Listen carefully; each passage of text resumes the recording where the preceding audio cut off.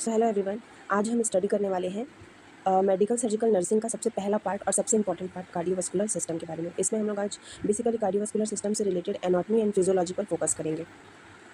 सबसे पहले human heart anatomy, जिसमें आप देख सकते हैं कि जो मेन पार्ट्स हैं वो सारे लेबल किए गए हैं, जैसे कि राइट सब clavicle artery, left common carotid artery, left सब clavicle artery, pulmonary artery, pulmonary trunk, pulmonary vein, inferior and superior vena cava, left atrium, right ventricle, left ventricle and various type of muscles को भी यहाँ पर denote किया गया है। Then सबसे पहले बात करें अगर हम हार्ट की एनाटॉमी के बारे में, तो क्या है heart? The heart is a muscular organ located slightly to the left of the mid line in the chest thoracic cavity. जो हार्ट है वो एक मस्कुलर ऑर्गन है जो कि मिड लाइन के लेफ्ट में, मतलब अगर हम अपने बॉडी को देखें उसमें जो हमारा मिड लाइन होता है उसके लेफ्ट साइड में थोरेसिक कैविटी में। ये एग्जाम के भी एस्पेक्ट से इंपॉर्टेंट है। कई बार हम छोटी छोटी चीज़ों को मिस कर देते हैं कि हार्ट किस कैविटी में पाया जाता है, तो थोरेसिक कैविटी में उसका लोकेशन होता है। और अगर हम बात करें हार्ट की साइज़ की, तो ये क्लोज्ड फिस्ट यानी कि बंद मुट्ठी के आकार का होता है। ठीक है, इसका वेट अराउंड अगर हम बात करें तो 250 से 350 ग्राम हो सकता है। देन बात करें अगर हम हार्ट के मेन पार्ट्स की, तो टोटल 4 चैम्बर्स होते हैं। इसी तरीके से 4 वॉल्व्स जो होते हैं वो भी 4 होते हैं। इसको हम आगे देखेंगे। चैम्बर्स की बात कर ले तो मेनली जो 4 चैम्बर होते हैं, right atrium, right ventricle, left atrium and left ventricle. Right atrium का काम क्या होता है? जो भी हमारे सुपीरियर और इन्फीरियर जो वेना कावा है उससे वो क्या करता है, डीऑक्सीजनेटेड ब्लड को रिसीव करता है और फर्दर उसको राइट वेंट्रिकल्स में भेजता है। राइट वेंट्रिकल का काम क्या होता है? वो वेंट्रिकल्स का आप एक चीज़ ध्यान रखेंगे कि मेनली जो काम होता है एट्रियम का, वो चीज़ों को ब्लड को रिसीव करने का होता है, और बॉडी में ब्लड पंप करने का काम वेंट्रिकल का होता है, चाहे वो राइट वेंट्रिकल हो चाहे वो लेफ्ट वेंट्रिकल हो। तो यहाँ लेफ्ट वेंट्रिकल का काम क्या होता है? पंप करना ब्लड को लंग्स में थ्रू पल्मोनरी आर्टरी, मतलब जो राइट एट्रियम से ब्लड आया हुआ है उसको क्या करना, पल्मोनरी आर्टरी के थ्रू। यहाँ पर एक चीज़ ध्यान रखने की है कि हार्ट एक ऐसा ऑर्गन है और बॉडी में सिर्फ एक ऐसी जगह है जहाँ जो आर्टरी है वो क्या कर रही है, डीऑक्सीजनेटेड ब्लड कैरी करती है। और इसके अलावा हमारे बॉडी के किसी भी पार्ट में आर्टरी जो है वो डीऑक्सीजनेटेड ब्लड कैरी नहीं करता। देन बात करें लेफ्ट एट्रियम की, तो जो लंग्स में गया हुआ ब्लड है, अब वहाँ पर क्या होगा, ऑक्सीजनेशन वहाँ पर होगा। डीऑक्सीजनेटेड ब्लड जो है वो कन्वर्ट होगा किसमें, ऑक्सीजनेटेड ब्लड में, और फिर लेफ्ट एट्रियम के द्वारा रिसीव किया जाएगा। देन उसके बाद बात करें लेफ्ट एट्रियम से जो ब्लड है वो पल्मोनरी वेन के थ्रू लेफ्ट वेंट्रिकल्स में आता है, और लेफ्ट वेंट्रिकल में जो ब्लड होता है वो ऑक्सीजन रिच ब्लड होता है, जो कि फर्दर क्या होता है, लेफ्ट वेंट्रिकल के द्वारा पंप किया जाता है कहाँ, ओवरऑल बॉडीज़ में या ओवरऑल सिस्टमिक सर्कुलेशन में। ठीक है, तो ये 4 जो हो गए हमारे चैम्बर्स हो गए हार्ट के। देन अगर हम सेकंड की बात करें तो वॉल्व क्या होते हैं? हमारे हार्ट में टोटल 4 वॉल्व होते हैं।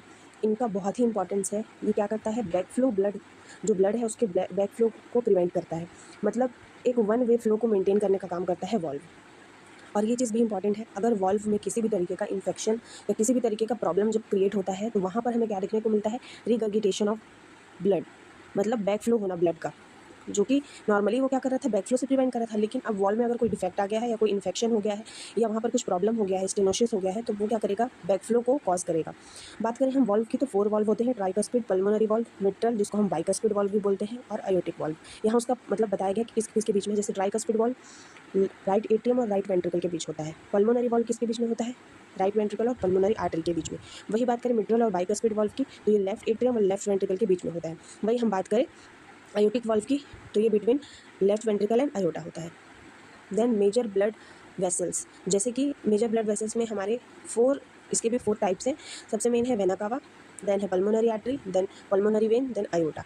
बात करें अगर हम वेना कावा की, तो वेना कावा क्या करता है, डीऑक्सीजनेटेड ब्लड को कैरी करता है कहाँ से, पूरे होल बॉडी से राइट एट्रियम में। पल्मोनरी आर्टरी की बात करें, जो कैरी करता है ब्लड को राइट वेंट्रिकल से लेकर लंग्स में। देन पल्मोनरी वेन की बात करें, तो वापस जो ब्लड ऑक्सीजनेटेड हो गया है लंग्स का, उसको हमारे हार्ट में लाने का काम करता है पल्मोनरी वेन, हार्ट के किस पार्ट में, लेफ्ट एट्रियम में। देन आयोटा की बात करें, तो आयोटा मेजर आर्टरी है जो कि हमारे ओवरऑल बॉडी में ऑक्सीजनेटेड ब्लड को सप्लाई करता है। देन फोर्थ पॉइंट की बात करें, अदर इंपॉर्टेंट स्ट्रक्चर, क्या क्या अदर इंपॉर्टेंट स्ट्रक्चर है, जैसे कि हमारे हार्ट में हार्ट वॉल्स के लेयर होते हैं। जैसे कि लेयर्स में आपके मेनली 3 लेयर होते हैं, pericardium, myocardium and endocardium. Pericardium को एपिकार्डियम भी कहा जाता है। ठीक है, तो जो पेरिकार्डियम यानी एपिकार्डियम जो लेयर है वो outer most layer of the heart होता है। मायोकार्डियम की बात करें, तो मायोकार्डियम जो होता है वो मिडिल लेयर और बहुत ही ज़्यादा थिकेस्ट लेयर मस्कुलर लेयर होता है हार्ट का, जो कि मेनली क्या करता है, इसका मेन फंक्शन क्या है, ओवरऑल हार्ट में ब्लड को पंप करने का काम होता है मायोकार्डियम का। Then third one is endocardium, जो कि innermost layer of the heart होता है। इसी इनर मोस्ट लेयर में ही आपके जो चैम्बर्स होते हैं हार्ट के, और हार्ट के वॉल्स जो है वो पाए जाते हैं। ठीक है, तो यहाँ पर आप देख सकते हैं ये और एक एनाटॉमी जो सिंपली बताया गया है। ये आयोटा का पार्ट है आपका, ये आपका पल्मोनरी आर्टरी है, ये आपका पल्मोनरी वेन है, ये लेफ्ट एट्रियम है, ये लेफ्ट वेंट्रिकल है। लेफ्ट वेंट्रिकल को अगर हम गौर से देखें तो ये क्या होता है, हाईली मस्कुलराइज्ड थिक मसल्स का लेयर होता है, जो कि मेनली क्यों इसका स्ट्रक्चर थिकर क्यों होता है, क्योंकि इसका मेन काम होता है कि ब्लड को फोर्सफुली क्या करना, सिस्टम में मतलब आपके आयोटा के थ्रू आपके होल बॉडी में पंप करना फोर्सफुली। तो इसीलिए इसका बहुत इंपॉर्टेंस होता है कि इसको पावरफुल मसल्स से बना हुआ होता है, ठीक है, बहुत ज़्यादा थिक होता है। देन बात करें other important structure, septum. Septum क्या होता है, हार्ट का सेप्टम मतलब जो हार्ट के बीच का जो पार्ट होता है। मैं आपको एक डायग्राम, मतलब इसमें क्लियर नहीं है, मैं आपको एक डायग्राम के थ्रू दिखाऊंगी। यहाँ पर ये वाला पार्ट, मेनली ये जो पार्ट होता है ये सेप्टम होता है। और सेप्टम का पार्ट क्या होता है, ये हार्ट को दोनों साइड में डिवाइड करता है, मतलब राइट साइड में और लेफ्ट साइड में, ठीक है। देन बात करें main function of the heart का, तो मेन फंक्शन क्या है हार्ट का, ओवरऑल ब्लड को पंप करना through out the body, oxygen और न्यूट्रिशन को सप्लाई करना। इसके अलावा वेस्ट जो CO2 है इसको क्या करना, रिमूव करना। ये भी काम किसका होता है, कार्डियोवास्कुलर सिस्टम का होता है।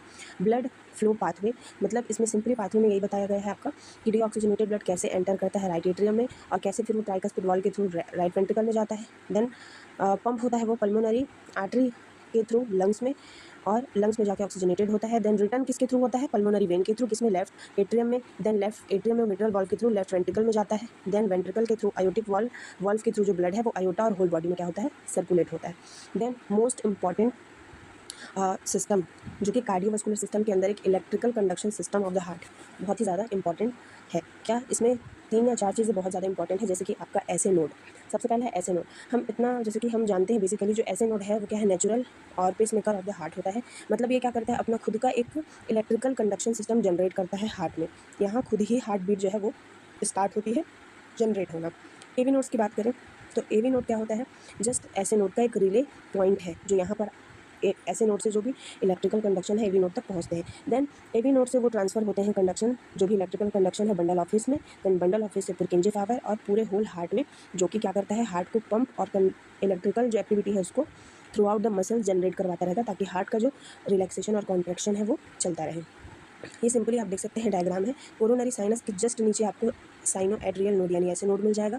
देन जस्ट अबव द, मतलब lower point of the right atrium में ही आपको AV नोड यहाँ मिल जाएगा। और इसी के थ्रू आप देख सकते हैं, इसी पाथवे के थ्रू आगे बंडल ऑफिस है, और ये फर्दर मसल्स जो है वो फैला हुआ है आपके कहाँ पर, आपके पूरे हार्ट के मसल्स के लेयर में, ठीक है।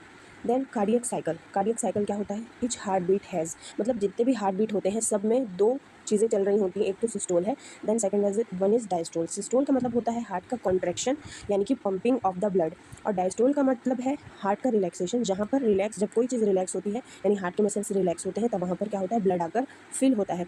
देन फर्दर वो क्या होता है, सिस्टोल होता है। ये प्रोसेस चलता रहता है, सिस्टोल डायस्टोल है ना। देन नॉर्मल हार्ट बीट की बात करें तो in adult 60 to 100 beat per minute जो होता है हार्ट रेट वो नॉर्मल माना जाता है। Then this is the chart which is normally, ये नॉर्मल ECG का है, जिसमें आप देख सकते हैं कि P वेव का जो ड्यूरेशन बताया गया है 0.06 to 0.11 सेकेंड है। QRX कॉम्प्लेक्स की बात करें तो 0.06 to 0.10 सेकेंड है। T वेव, PR सब सारे जो जितना भी है आपके जो ECG के जो वेव्स होते हैं उन सभी का ड्यूरेशन सेकंड्स में बताया गया है। ये एक नॉर्मल ECG है। जैसे कि P वेव, मेनली जो P वेव है वो किससे जनरेट होता है, जब आपका जो एट्रिया है उसमें जब डिपोलराइजेशन होता है। डिपोलराइजेशन का मतलब जब एट्रियल में कॉन्ट्रैक्शन होता है। और अगर बात करें हम QRS कॉम्प्लेक्स की तो ये एक बहुत बड़ा वेव क्रिएट, मतलब आप देख सकते हैं कितना बड़ा सा वेव क्रिएट करता है। तो ये इस वजह से होता है क्योंकि वेंट्रिकल में कॉन्ट्रैक्शन बहुत फोर्सफुली होता है। तो P वेव जो है वो जनरेट होता है एट्रियम की डिपोलराइजेशन में। वही बात करें QRX कॉम्प्लेक्स की तो ये जनरेट होता है आपके वेंट्रिकुलर डिपोलराइजेशन में। और T वेव जो है वो एंडिंग, मतलब कि रिपोलराइजेशन के लिए वो वेव जनरेट होता है, ठीक है। तो अगर आप चाहते हैं कि ECG को मैं और अच्छे से एक्सप्लेन करूँ तो इसके लिए मैं फर्दर एक नेक्स्ट वीडियो बनाऊंगी, क्योंकि ECG अगर हम देखें नर्सिंग के पॉइंट ऑफ व्यू से तो बहुत इंपॉर्टेंट है। बहुत सारे क्वेश्चन ECG से भी पूछे जाते हैं। तो आई होप आपको ये वीडियो अच्छा लगा होगा। अगर अच्छा लगा है तो एक लाइक करें, मेरे चैनल को सब्सक्राइब करें और कमेंट सेक्शन में ज़रूर बताएं कि आपको ये वीडियो हेल्पफुल लगी कि नहीं लगी। Thank you so much.